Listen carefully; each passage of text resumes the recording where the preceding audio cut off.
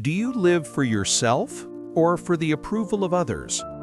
Every compliment, every nod of recognition, is it lifting you up or quietly chaining you down? Because here's the subtle truth. Praise can be more dangerous than criticism.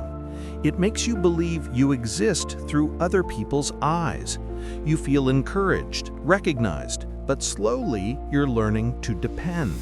Depend on opinions, on approval, on validation. And the moment you start chasing praise, you also open the door to its opposite, blame. Suddenly, your balance isn't yours anymore. It belongs to everyone else. Naval Ravikant put it with razor-sharp clarity. Ignore 99% of feedback, both praise and criticism. They're the same trap. For him, true freedom begins the moment you stop being driven by applause or by judgment. In both cases, you're no longer living your own life. You're playing a role in someone else's. We grow up in a culture that teaches us to seek external validation. Grades at school, likes on social media, praise at work. And gradually, we start living to feed an image, not the truth. But Naval chose a different path. He chose inner independence. He learned to listen, reflect, and act without letting others' opinions control him. In this video, we're going to explore what it really means to be free from the gaze of others. You'll understand why praise and blame are two sides of the same trap. You'll discover the difference between external validation and self-respect. And, most importantly, how to build a sense of self that doesn't depend on anyone else's eyes. Because at the end of the day, real peace doesn't come from what others think of you. It comes from knowing who you are, even when no one is watching. Part 1. Praise and blame are the same trap. You know, most people live their lives for what others think of them, for praise, to avoid criticism. But Naval Ravikant says something radical. If you want to be happy, you have to be indifferent to both praise and blame. Praise and criticism, two sides of the same trap. What if you could break free from both? Think about your own life. How often have you tried to be liked or to avoid criticism? When you crave approval, you become vulnerable to rejection. When you fear criticism, you become a prisoner of other people's opinions. True, lasting happiness can't depend on what others think. It's a simple principle, but incredibly liberating. Naval Ravikant has often faced criticism for his bold ideas. Some called him arrogant or out of touch, yet he never felt the need to defend himself. If someone criticizes me and it's true, I learn. If it's false, it doesn't matter. 2 lessons. He doesn't let other people's opinions control his emotions. He distinguishes useful criticism, the kind that helps you grow, from useless criticism, which is often just judgment. Praise and criticism are both distractions that pull you away from your own growth and inner peace. Stoicism teaches us, quote, "What is up to you are your intentions, not other people's opinions," end quote. Praise and blame are outside your control. Clinging to them steals your emotional independence. Today, external validation is everywhere. Likes, comments, social media. The invisible chains have never been stronger. But Naval reminds us that we can detach. Try this exercise. Recall a recent criticism. Write it down. Ask yourself, is this useful for growth or just judgment? If it's useful, take what helps you. If it's not, observe it and let it pass. Now do the same with praise. Do you feel a spike of ego? Does this compliment really define who you are? Both reactions come from the same dependence on other people's opinions. Understanding that praise and blame are the same trap is just the start. To be free, you must explore external validation and learn to find your value within yourself. Quote, If you want to break free from praise and blame, you need to understand what fuels that need. External validation, end quote. Before moving on to the next part, reflect. What recent situation made you feel happy or upset just because of someone else's opinion? Write it in the comments. It could inspire someone else. If this resonates with you, consider giving this video a like. It helps us keep creating content like this. And if you want to follow the next parts on Naval and his philosophy, subscribe and hit the notification bell. You can also share this video with a friend who's looking to break free from the weight of others' opinions. Part 2. Internal versus external validation. In the first part, you learned that praise and blame are the same trap. But how do you really become emotionally independent? Naval Ravikant's answer is simple. He chose internal validation. Self-esteem is the reputation you have with yourself. Self-esteem isn't about what others think of you. It's the reputation you build with yourself. Think of it like fuel for your life. External validation comes from likes, compliments, and approval. It can lift you up, but it's temporary. One day people praise you, the next day they ignore you. Internal validation is lasting energy. It comes from keeping your promises to yourself, living by your standards, and acting according to your own values. Naval learned this the hard way. When he was young, Naval wanted to appear smart. He read to impress others, to shine in their eyes. But over time, he realized this was pulling him away from his natural curiosity. So he changed course. He started reading to understand the world, not to look brilliant. This simple shift became a turning point in his emotional freedom. Every time you keep a promise to yourself, you strengthen your self-esteem. Every time you act to be liked, you weaken it. Internal validation isn't given, it's built. Honor your standards. Don't let applause or criticism dictate your choices. Check your motivations. Before acting, ask yourself, am I doing this for me or for them? Repeat consistently. Every action guided by your own convictions strengthens your inner freedom. Try this today. Write down 3 recent actions you took just to gain approval. Then write down 3 actions you took purely out of personal conviction.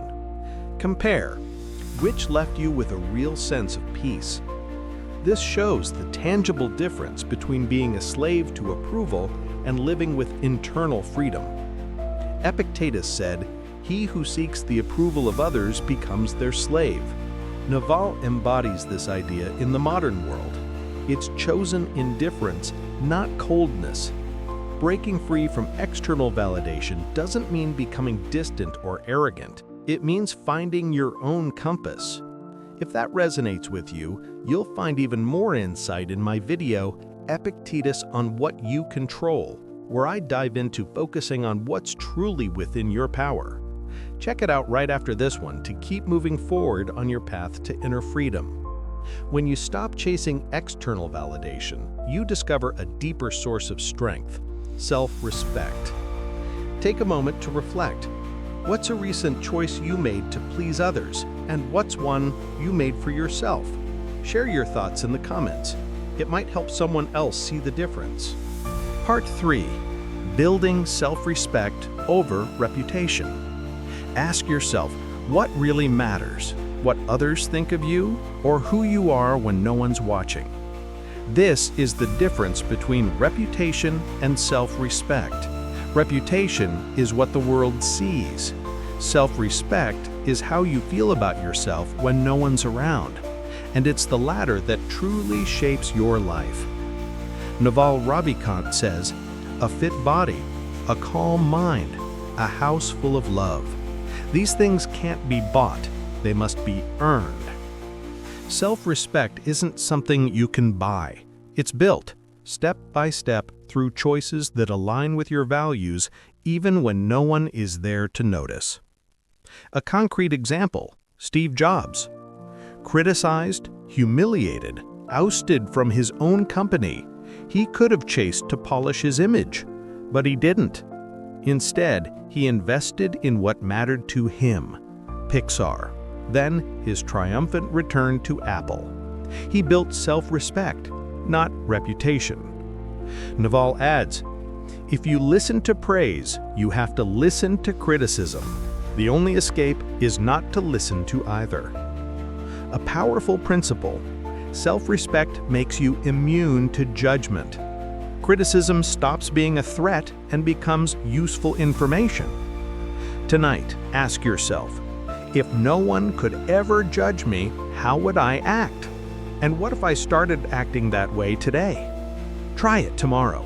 Notice the freedom that comes from choosing your actions out of respect for yourself, not for the approval of others. If this resonates with you, you'll also enjoy my video, Epictetus on What You Control. It dives into focusing your energy on what you can actually control and letting go of what others think. Watch it next to continue this journey toward inner independence. And before we move on, leave a comment. When was the last time you acted out of self-respect rather than to impress someone? I'd love to hear your thoughts. Part 4. How to handle criticism like Naval Ravikant. Picture this. Someone criticizes you. Immediately, you feel that tension, that knot in your stomach, the urge to defend yourself or run away. It's natural. But Naval reminds us that criticism is a disguised opportunity, an opportunity to grow if you know how to receive it. 1. Separate emotion from information. Naval says, every criticism contains a signal and noise. Learn to extract the signal and ignore the rest. The signal is what can genuinely help you. The noise is the useless judgment, the unhelpful opinion. Next time you're criticized, ask yourself, what part of this actually teaches me something? Practical exercise? The next time someone criticizes you, write down how you feel in that moment. Then read it again an hour later. You'll see that much of the sting disappears once you stop feeding it. 2. Filter by competence. Naval insists, if someone criticizes you, ask yourself, is this someone I admire? Someone I'd like to be like? If not, their opinion doesn't need to shape your life. This filter shields you from toxic voices and lets you focus your energy on feedback that really matters. Take a moment to think about the last criticism that truly affected you. Was it from someone whose opinion you respect, or just an outside projection? Share your experience in the comments. It might help someone else put things in perspective. 3. Use criticism as a mirror. Naval also says, every critique reveals more about the critic than about you. Every critique is a reflection of the person speaking, not of you. It's a mirror. If someone projects anger, jealousy, or fear, that's not your problem. Understanding this transforms criticism into a tool for observation rather than emotional poison. Concrete example, when Bill Gates faces criticism about his philanthropic work, he doesn't let emotions take over. He asks himself, is this feedback useful for improving what I do? If not, he simply lets it go. 4. Create inner space. Viktor Frankl captures it perfectly. Between what is said to you and your reaction, there is a space. In that space lies your freedom. Breathe, observe, choose. Your reaction is never automatic unless you let it be. That space is your inner refuge, where you decide who you want to be in the face of criticism. Practical exercise? The next time someone criticizes you, pause, inhale, exhale, then respond or act. Notice the difference between reacting impulsively and choosing consciously. This is where true freedom lies, in the space between others' opinions and your inner peace. Criticism is no longer a threat, but a signal. It shows you where growth is possible, never how much you are worth. And before moving to the next part, leave a comment. What recent criticism taught you something about yourself rather than about the other person? Share your experience to inspire the community. Conclusion: the inner peace of clear-sighted detachment. When you no longer need to be loved, you are free. When you no longer fear being judged, you are steady. And when you build self-respect, you become unshakable. This freedom isn't some distant ideal, it's a daily practice.